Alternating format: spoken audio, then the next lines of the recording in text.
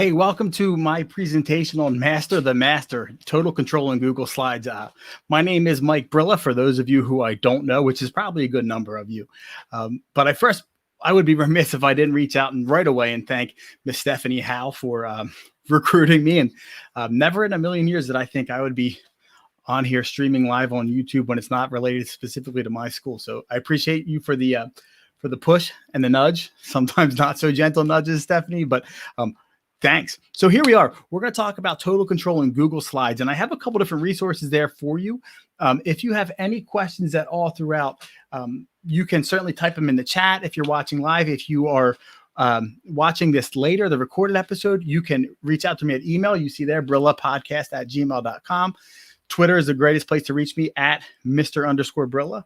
And then I also have a quick bit.ly link to this slide deck if you want to use this one. And it's bit.ly/masterthemaster. And it's all lowercase. Now, you might see me every now and then looking up to the left. And that's because I have two different monitors going on. Thank you, Stephanie. I see that right there. My mom tells me this too all the time. I have two different monitors going on. This is what Stephanie, I appreciate that. So I'm looking at one while I present on the other. Just a word about who I am for those of you who I do not know, who might be watching this and why you might be spending some time with me. My name is Mike Brilla. I have my lovely wife, Jess, there in the middle, teaches high school mathematics. I currently am the teacher on special assignment for Google integration at our middle school. It's about 40 miles west of Philadelphia in a school called Owen J. Roberts Middle School. Before that and after that, I'll be heading back to the social studies classroom where I teach 8th grade American history. So I have a love for history and American history. Two boys there. Michael is the bigger one. Gray is the little one. You can see they're baseball fiends. Love the beach, being around magical human beings. What I'm currently reading right now, and then up to the right hand, are just some of my hobbies. This is a lesson I planned on doing if I had gone back to the classroom this year, kind of designing your own bulletin boards. And I can show you how to make this one a little bit later on if you'd like to. But that quote down here at the bottom, I think is phenomenal. And that's this whole, if you're new to the Gold EDU community, I think this is what it's about, right? Bob Hurley. I heard this on the Michael Gervais Finding Mastery podcast, where Bob Hurley, the founder of Hurley International, Billabong Sports, if you're familiar, said, I want to be around magic and magical human beings. I want to be part of making magic. And hopefully that's what we're doing and we will be doing for you as we move forward. When it comes to the presentation today, a couple big takeaways. One, know how to access the master slides. Two, understand why you'd want to access master slides. And three, customize your own slide deck. I do understand I talk fast, but that's the beauty of YouTube. You can pause, rewind, rewatch if you'd like. I will tell you, my journey to Google Slides has not always been an easy one. At first, I hated using Google Slides. Google is too bare bones for me. I geeked out over PowerPoint, over the animation you could do, creating videos. But eventually I was won over by it. And to be honest, I think what made me decide to go with the Google Slide so much is how easy it was to draw in media, whether it be pictures or video files, whatever it was. And I think you'll agree. But I'll tell you what really kicked up my love for Google Slides and what made me think a lot like, what Stephanie's saying here is that I love this master slide. And once you figure out how to do this, once you figure out how to really manipulate the master slides, you'll love it as well. I think even more than you already do. Last year, I had the opportunity to hang out with some California folk at the Spring Q. I crashed the California party because it was free. And what else were we doing last spring, right? So I sat in on a session called Slides for All by George Barsanas, and there's his Twitter handle. And then the bit.ly down below you see here is the site to the left that you see that George shared with us at Q. And George gave some phenomenal things you could do, most of which centered around using the master. So I'm going to give you like a little watered down version of the cheap imitation of George's stuff. But it's just the tip of the iceberg, and you can feel free to check his out, or maybe we'll do another one of these a little bit later on. So maybe why you might want to do this master slides, why you'd want to edit these master slides. Well, there's a couple different reasons, right? We're all big on the Bitmoji classroom movement, which I think I don't know if it's still as popular as it was, but it's a phenomenal way to get your Bitmoji so it doesn't move around. Second thing you can do in the bottom left-hand corner is an example of a primary source analysis worksheet, for lack of a better term. So you can do digitize the worksheets, those hated worksheets. But it allows you to create something where students really can't move things. Hyperdocs. If you haven't used Hyper Slides yet instead of Hyperdocs, you might want to, where you can use your Google slide deck just like you would a document. And by manipulating and editing the master slide and the different layouts, you can see that students won't be able to change things. Branding, right? Personal branding. I think it's important, especially even if you're not looking to monetize yourself as a teacher. I think it's important to have a sort of brand. And I used to scoff at this, and I used to think like, whatever, that's not me. But the more I get into it, the more I realize it's important, right? And your students will recognize you by your brand. I think it's important. And the bottom one, that picture that you might be sitting there going, who the heck is that? Well, if you're in the great state of Pennsylvania and you follow wrestling, or if you are anybody and you know high school wrestling, that's a guy you probably heard of before. His name's Dave Kroll. And Coach Kroll is a legendary high school wrestling coach from Nazareth, Pennsylvania. And I have the opportunity to hang out with him multiple times a year, but every year we hang out at we have a scrimmage, and then we see each other at the state championships. And I remember he's always wearing a suit and tie. And one time I asked him, I said, Coach, why do you wear a suit and tie to everything? And he goes, well, you dress up for what's important to you. And your students will realize that too.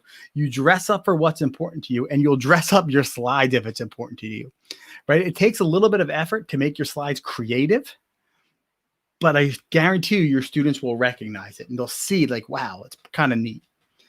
So what I was thinking I'd do here in these next few minutes, is I'm going to show you how to go about editing these masters, right? And show you the different ways you can go about doing these ones. So I'm just going to simply walk you through editing the master slides here. And again, if you have questions or comments, you are more than welcome to reach out to me, and we can do a little bit more of this stuff later on. But first, when it comes to editing the master, you really need to know how to find the master, right? So what you're going to do is you're going to come up to the view. Anytime you're in a Google slide, you're going to come up to view. And this is the one thing that took me the longest to remember to do, is to find this master. It's in the view. I would always go to edit for some reason because, well, I know why, because you're editing the master, but you have to view it before you can change it. So if you go to this view master, you'll see that you are in the master slide portion of your slide deck. All right. And you can tell you're in the master slide by it's black around the outside. If you notice that, I have my little black right in here. And there's two different types of slides that all of a sudden you see. You see the master up top, and you see the layouts down below. It's very important that you understand the difference between these two, the master and the layouts. This master slide up top, the very first thing you see, will control everything. Anything you do to that master will also be done to the rest of the slide deck. So this is where, if you're talking branding or colors, if you're like me and get geeked out over colors, this is where you're going to do that. And then down below, you can go ahead and you can change each specific layout, where this is where, if you're going to get into doing hyper slides or anything along those lines, the layout will be what's for you. All right. So what I want to do is I want to take a minute here and just show you how you can change some of the backgrounds, whether it be colors, pictures, whatever it might be, fonts, how you can edit the whole master, and then each slide by slide. Here we go. So the first thing, when it comes to editing the masters, you'll probably want to take a look at the backgrounds first, right? And there's a couple different things you can do here. You can go through and you can use any of the colors they have. You can design your own with the gradient. You can choose a picture, which is actually a really cool thing to do when it comes to using Hyperdocs, Hyperslides. You can go through pictures on your own. You can do a Google search image, Google image search. So maybe we'll put in an American flag, whatever it is. And you'll notice that whatever I put on my master slide, it will automatically populate the rest of the slides. There you have it. Now, again, maybe you didn't mean to have the master slide here. That's fine. You can go back and change the background again. I do want to show you one really cool thing, this color picker extension, this color pick eyedropper. If you can see up in the top right-hand corner of my screen up here, this color pick eyedropper is really cool because it allows you to literally pick any color you want. And get the code for it. Now, I said before that I'm a huge geek when it comes to colors. My absolute favorite colors in the world are the Phillies throwback colors. I'm a big Philadelphia Phillies sports fan, right? I think the baby blues and the maroon are still, it's the just the cleanest looking, to me, uniform I can get. So what I love to do is use this little color picker extension, right? I'm just going to come here and I want my backgrounds. Let's go with the maroon for my background. I'm just going to copy that code here. And then in my background, when I go to custom, I'm going to make it that custom maroon. So you see whatever I do, again, whatever I do to the master slide, it automatically populates throughout. All right. Now, right away, I can see that, you know, the font coloring isn't really, yeah, that extension is phenomenal, Stephanie. The font coloring isn't conducive to actually reading what you see. So what I'm going to do is I'm going to change, again, the titles, the font color of the title. And again, since I'm still working in this master, anything you do here will make the change throughout the rest of the slide deck. So right now, let's just say I'd like the white. I'm going to make my slides bold, whatever it might be. You know, you're going to mess with this, change the font. I'm not a big Arial guy. I don't know what it is about Architect's Daughter. I think it's one of my favorite fonts. And yeah, I am a font nerd when it comes to that.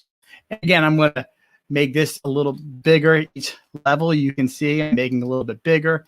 And I'm going to change the font once again to Architect's Daughter. All right. So now I see all of my slides have those two different changes. And I forgot to change the color. So I'm going to come back here. I'm going to change this color, the font color, to white. All right. Now, one of the first things that drove me nuts was like, how do I get out of this thing? Like, what do I do? What do I do? Because there's no save button. And you're right, there is no save. But if you just X out of it, you'll leave automatically. And when I add new slides, I go down and I can take a look at each of the different slide decks. All right, or each of the different layouts. So that's editing the background, the master, where you can edit all at once. Now, what I like to do more often is to go ahead and we're going to view the master and we're going to edit different layouts instead. All right. I told you I'm a big Phillies fan and a geek. So I'm going to come back down this little two-prong, this two-side one. The white font gets lost on the gray. So I'm going to come over here. I'm going to color pick, get my baby blue. And now I'm going to change the background here to my baby blue. And now I have that. Now, great. So we have colors, right? Colors, that's great. But that really doesn't elevate your slide game. It doesn't make it any different than just what you would normally do, because you can go ahead and you can add colors to begin with. Well, what makes this so powerful is whatever you do on a Google slide in the master, it locks it in the background. It almost becomes like an image that you can't move. That's something teachers often ask me, like, well, how can I get an image that locks in place on a Google slide? Or how can I lock an image in a Google drawing? Well, the easiest way to do anything like that is to go ahead and do it in this master.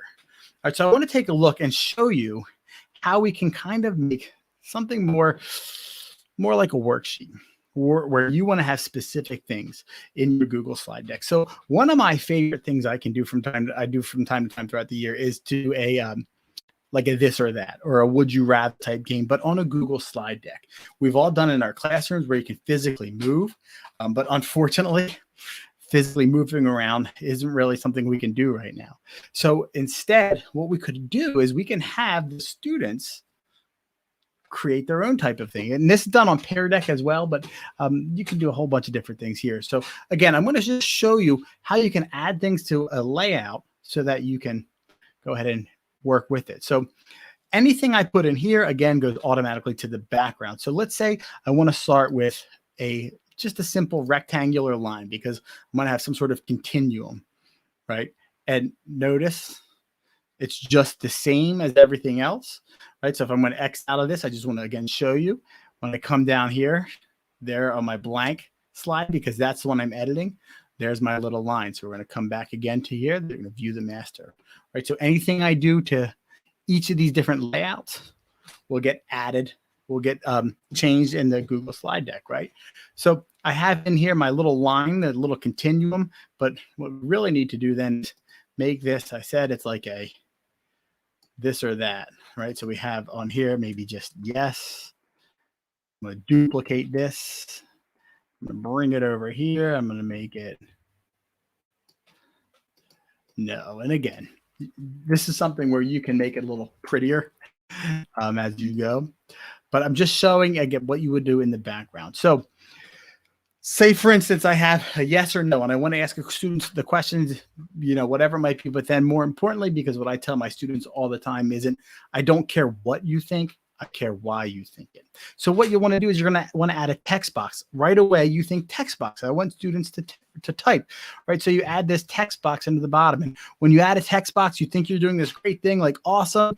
And you're going to like do what I did. And maybe you're going to make this a color where you could type, and you're going to tell the students to type your response here, right? And you're going to get all excited because, man, look how nice this looks. So when you close it out and you come here and you're going to yell at me, you're going to say, like, Mike, you told me this is, you could type a response. You're going to notice I can't type here.